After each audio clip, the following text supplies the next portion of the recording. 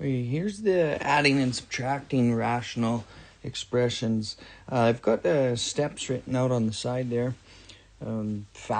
Usually factor everything top and bottom of all the terms. And then we'll figure out a common denominator just like when we're adding fractions normally. And then we'll multiply each of the terms by whatever factor it is that makes common denominator. And then, of course, simplify, but add or subtract the tops.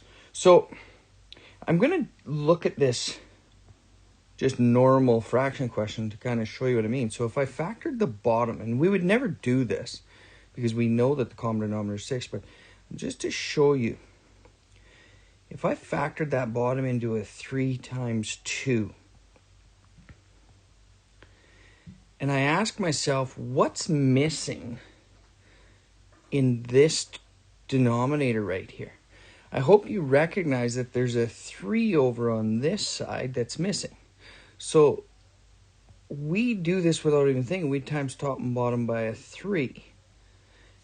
So then that would simplify to 5 over 6 plus 9 over 6. So that's this step right here where we multiply each RPE by the factor that would make it a common denominator. And of course, this RPE doesn't have anything we need to multiply by, so we didn't even bother. But now we can simplify and we get 14. I'm just going to move it up here because I didn't give myself very much room. 14 over 6, which reduces obviously to 7/3. 7/3. So you can see that we even kind of do that with normal fractions. So when I go and look at this RPE question now, I look at the denominators. There's nothing to factor in this one because they're all monomials.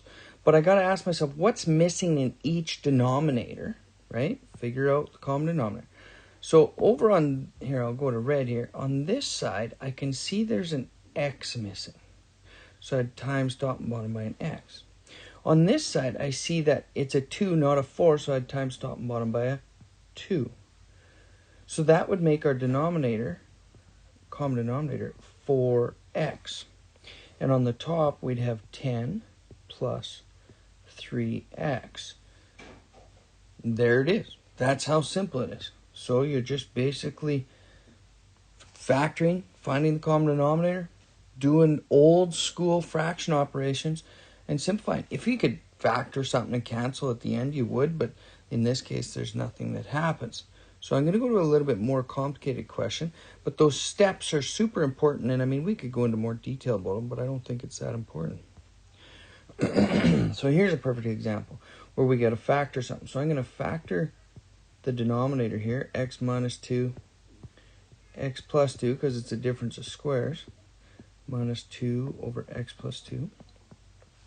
And now is where I get to look at this and say, what's missing? Well, I can see I have an x plus 2 and an x plus 2, so that's good. But I'm missing an x minus 2 on this side, top and bottom. So now I can go and say, I've got my common denominator, which is x plus 2, x minus 2. And you don't ever have to multiply that out. You can just leave it as a factored form. And I've got, simplifying my numerator, I've got x. And I'll multiply this negative 2 right here into all this stuff. So I get negative 2x plus 4. Simplify that one more step. I get negative x plus 4 over x plus 2, x minus 2. There's nothing I can simplify, nothing I can factor and cancel. There's my final answer. So I think those steps work fairly well for that. I'll do one more question just to show a little bit of a twist. Right here, I can see I got factoring in the denominator on this side here. So I go x plus 5 over x minus 5, x plus 5, minus 3 over x plus 2. Now this is a very important example actually because it shows that I can still simplify within each fraction individually before I go and find a common denominator. So right here I can see this x plus 5 and this x plus 5 will simplify. I don't have to, but boy, if you don't, it can make an ugly question in the end. So if I can do that, I will. Now, I can't simplify across because there's a subtraction sign there. If it was multiplication, and like in the last videos and in the last couple of assignments, you can do whatever you want, but not with addition and subtraction. It's quite a bit different. So 3 over x plus 2, like so.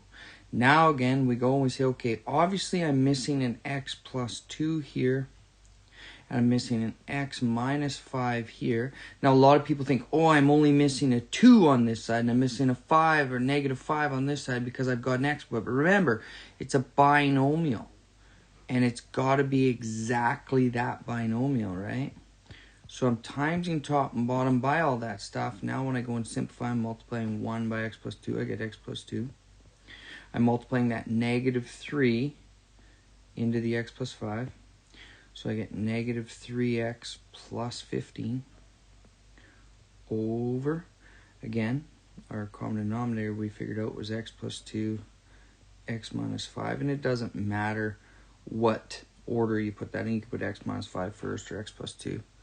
So our final answer is going to look like negative 2x plus 17 over x plus 2, x minus 5.